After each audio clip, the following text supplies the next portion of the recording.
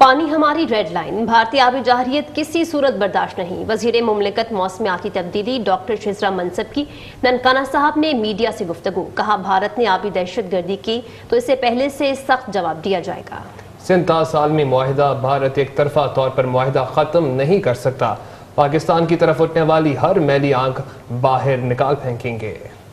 بالکل، پاکستان نے اس چیز کا اوپنلی بتا دیا ہے کہ پانی ہماری ریڈ لائن ہے، پانی جو ہوتا ہے وہ زندگی ہوتی ہے، اور سندھ طاس معاہدہ ورلڈ بینک نے اس کو اوورسی کیا ہوا ہے، اور یہ ایک انٹرنیشنل معاہدہ ہے جس کو کوئی بھی ملک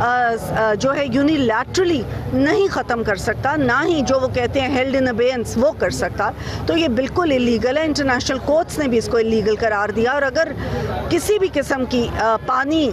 جو ہے واٹر ٹیررزم میں اس کو کہوں گی وہ کرنے کی بھارت نے کوشش کی تو ان کو پہلے سے بھی زیادہ سخت جواب دیا جائے گا، اور ان کو سمجھ آ جائے گی کہ پاکستان کی طرف دیکھنے کا کیا انجام ہو۔